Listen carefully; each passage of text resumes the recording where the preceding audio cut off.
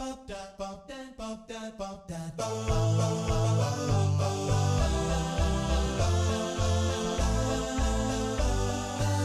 Pitch by Iska Sak. Hi there and welcome to Speech Pitch by Iska Sak. I'm Pascal and today I have with me Sebastian Bayerl. Very glad to have you here. We met at several interspeeches in the past already, and your recurring theme, especially for pathological speech. Would you please tell something quick about your person, like what you're doing, where you're coming from, what you're up to? Hi, Pascal. Thanks for having me. Thanks for the nice introduction. I remember vividly when we first met in Interspeech 21, and we'll use this to introduce myself. We met, and 21 was time I was a bit struggling with publishing and finding my way into speech research, even better.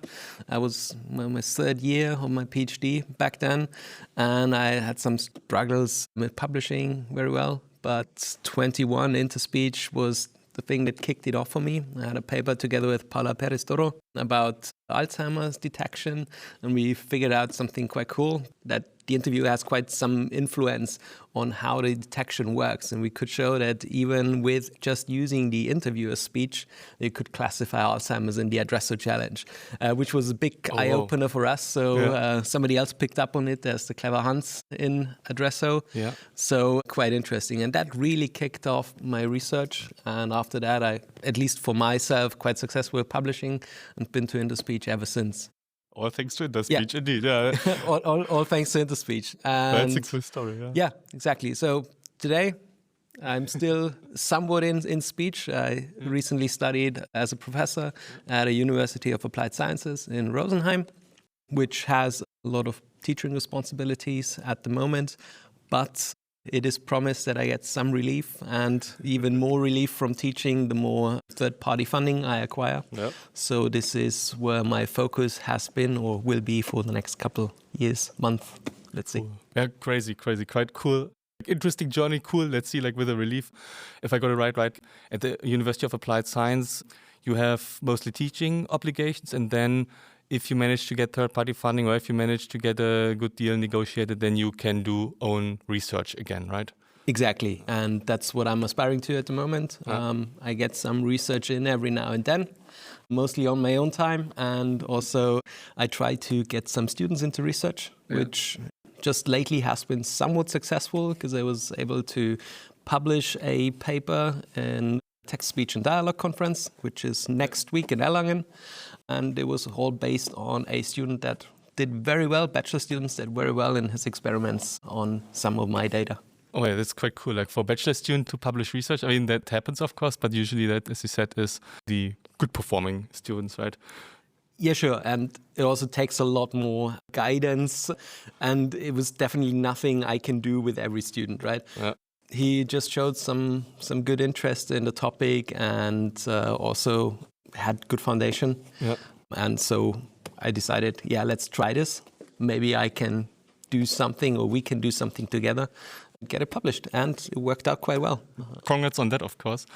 And for your future outlook, basically, now you're trying to get back a bit more into publishing, into research, right? I think you're coming, as you said, from generally pathological speech, right? Or I think also stuttering played a big role in your past. Yeah, so the topic I started with was stuttering detection, and it's also, I would say, my main focus. But at the very beginning, there were not too many resources. So I started out around 2018. There was a very famous U-class data set, for example, where it's basically mostly children's speech. And so children's speech is quite different from adult speech, as we all know. So it's just not the same. So, and with my own data set, we had some troubles with the labeling, getting inter-rater reliability to a point where it was acceptable to us, where everything was stable. And I really struggled. But also, I kind of got lucky because industry took an interest in stuttering detection. And Apple published a data set in 2020.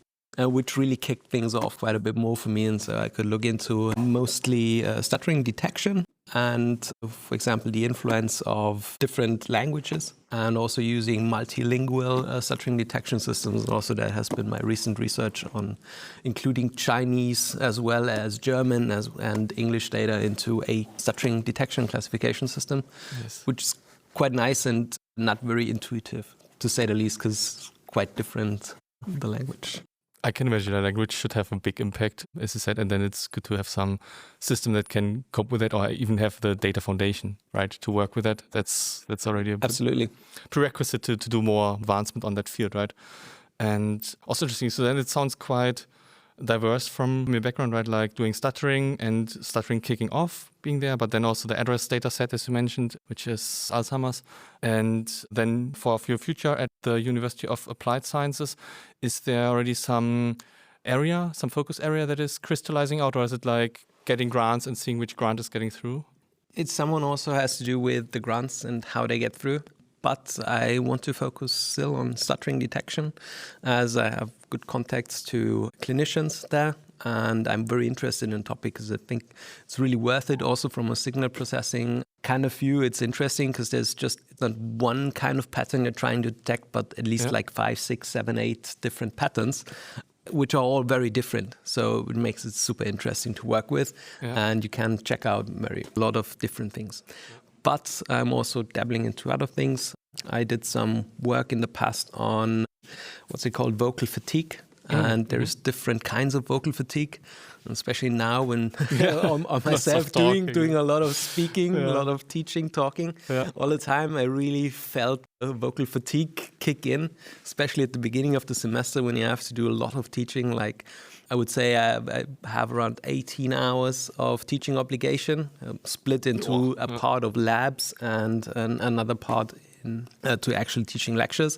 And teaching a lot of lectures is just like really hard on the voice, and some days you're just done and your voice is done.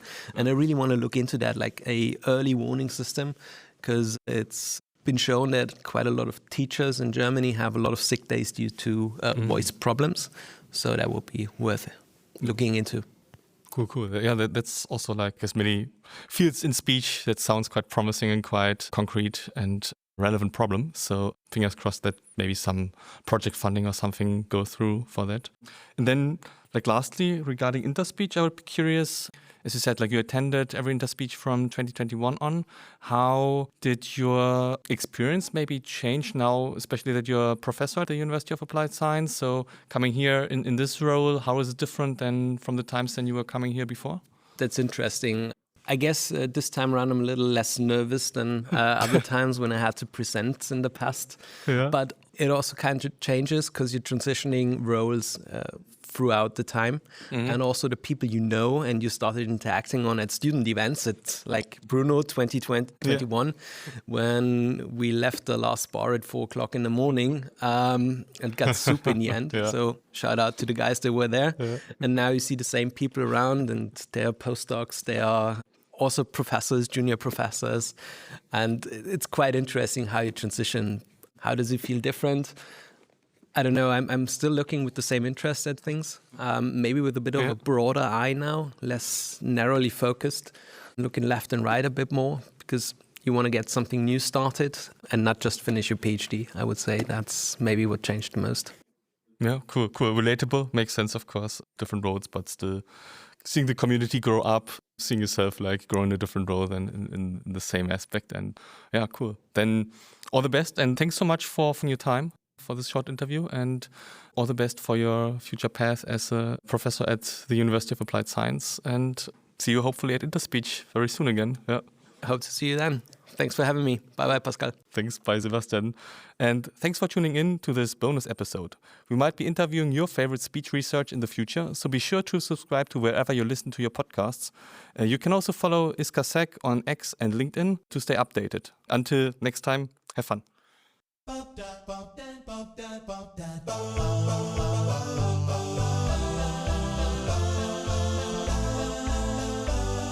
Speech pitch by ISCA-Sec.